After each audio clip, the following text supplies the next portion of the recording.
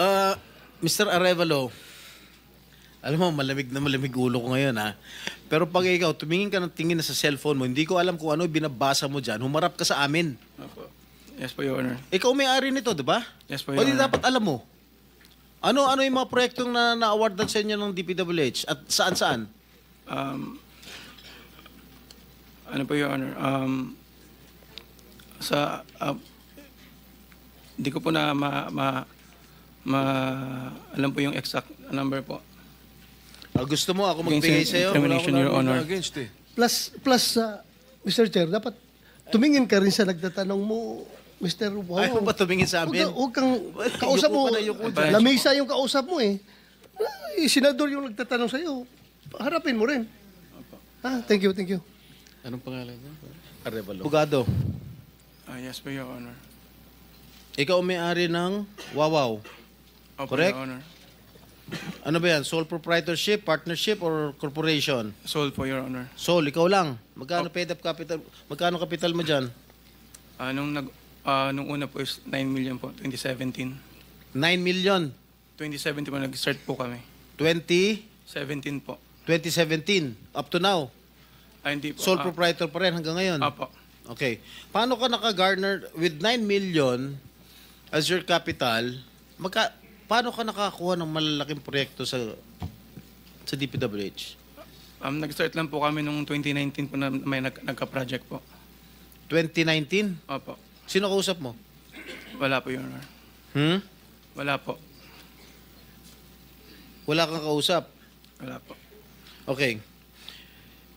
Involved ka sa Ghost Project? Your Honor, I invoke my right to self-incrimination, Your Honor. Ano nga? Pakiulit. I invoke my right for self-incrimination, Your Honor. What?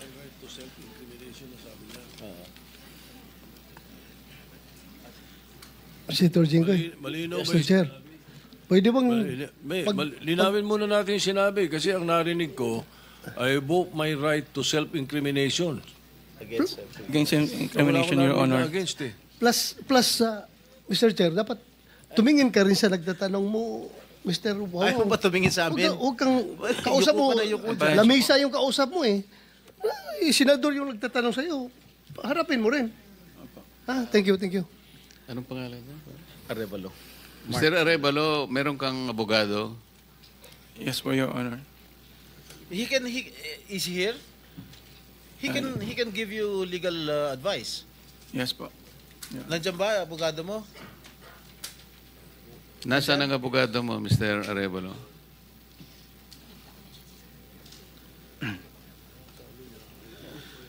Nasa likod ko po, Your Honor.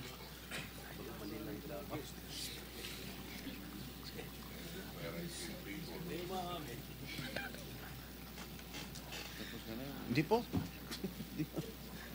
Tinatakot ka lang, Mr. Arevalo.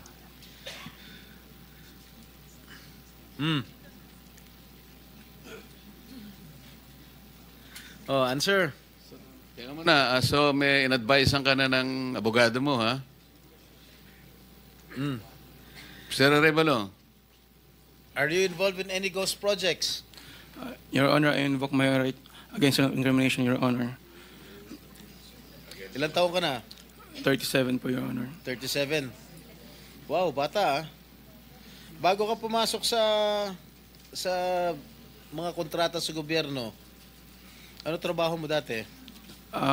May mga, may nasa construction company po ng kamag-anak po. Kamag-anak mo? Gaano kalapit yung kamag-anak mo? Tatay mo ba yan? O pinsan? Tsuhin?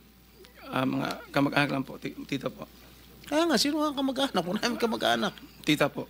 Ha? Mga tita po. Tita mo? Po. Nasa construction business? Opo. Tinuruan ka? Naglayasan po muna po. Ha? Layasan po. Ano Your Honor. yung mga proyekto mo? Ano mga nakuha mo proyekto rito sa DPWH? At saan?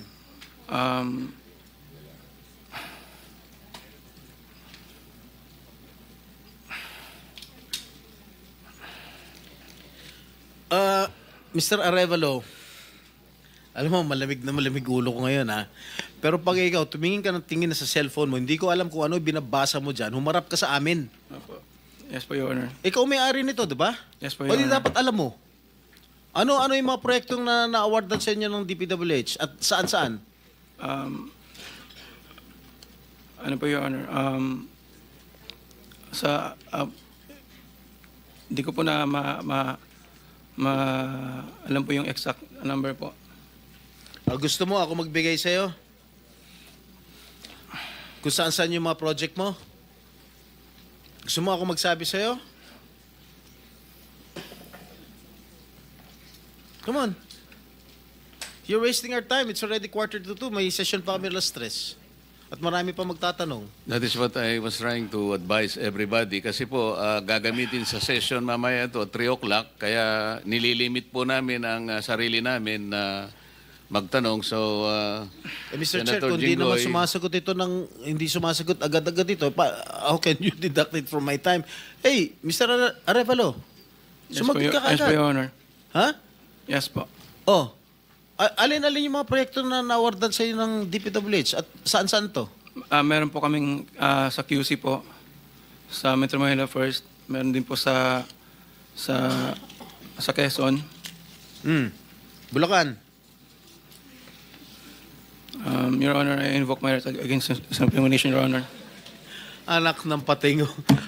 Tinatanong ko, how can my question incriminate you? Tell me. Tinatanong ko lang saan yung proyekto mo. I invoke my right against self-incrimination? Sorry po, Your Honor. Ha? How can that incriminate you? Tell me. Pinapainit ng ulo namin dito eh. may incriminate siya kasi nga, hindi niya may tuturo ko siya dahil ghost project siguro. Oh, Dahil po may mga usapin na may mga allegation po na mayroon nga pong anomalya. Kung magsasalita po ako, pwede po magamit laban sa akin. oo nga. Simple lang naman. Wala na ako tinatanong sa'yo kung ano. Tinatanong ko lang, saan itong mga proyektong na-awardan sa'yo ng DPWH. Ang dami mong binanggit na probinsya. Quezon. Ano pa? Ano binanggit niya? QC. Karamihan ito, Bulacan eh. Ba't di mo mabanggit ang Bulacan? Ha? Meron ka pa nga San Juan eh. Hindi mo binabanggit eh. Ha? Metro Manila First po yun, Your Ano? Honor. Sa Metro Manila First po yun, Your Honor. Metro Manila first? Yes po, San Juan po. Oh. Yun po yung pinakuha namin project 2019. Sige. Yung Bulacan, meron ba? Sagot.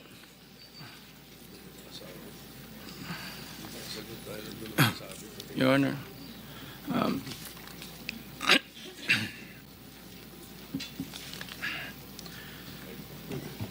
Uminom ka ng tubig.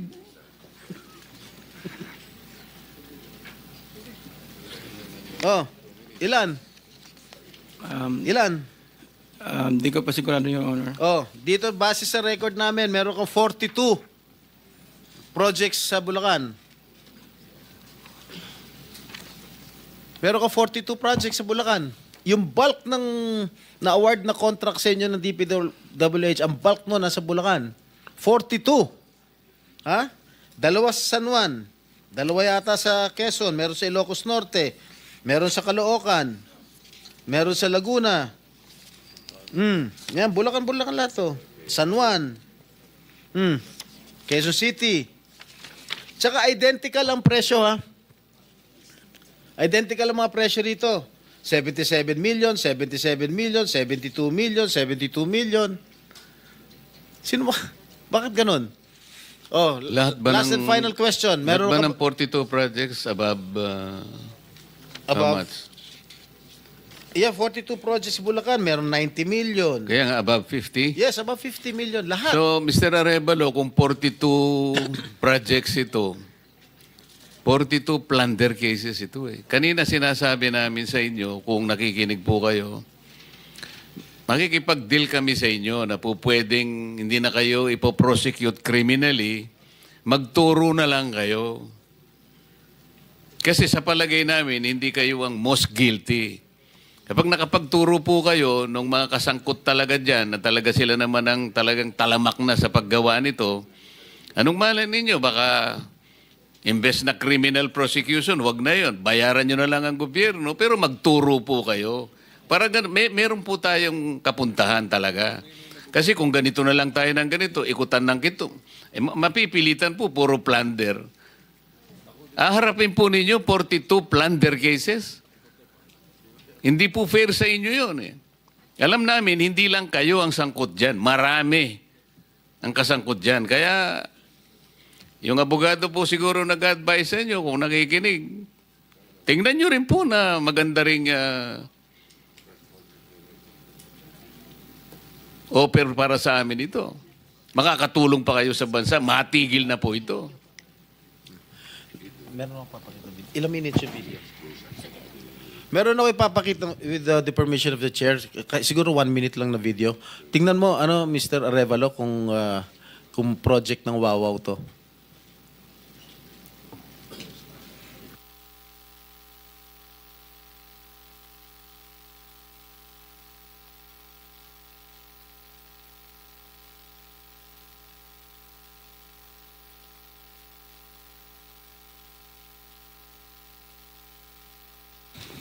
Familiar ka dito?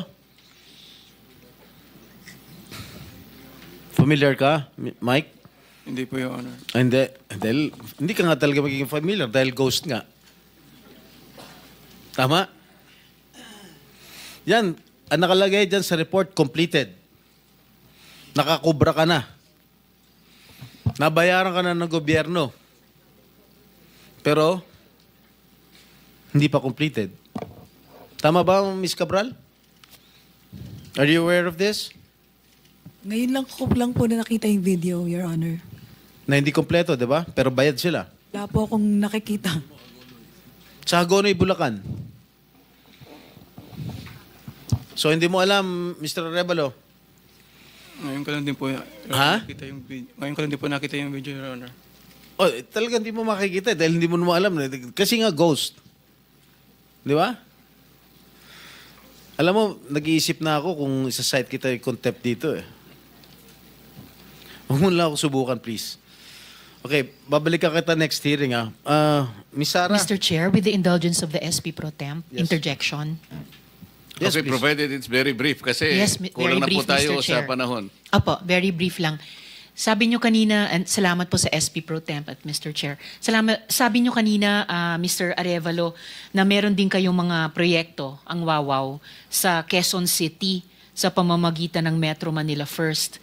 Kasama po ba yon sa dalawa lang sa 254 flood control project sa Quezon City na may koordinasyon sa LGU ayon kay Mayor Joy Belmonte? Yes po, Your Honor. Ayun yun. Yun din, Ano po yun, yung sa isa po, may letter na po dun for termination po. letter for termination.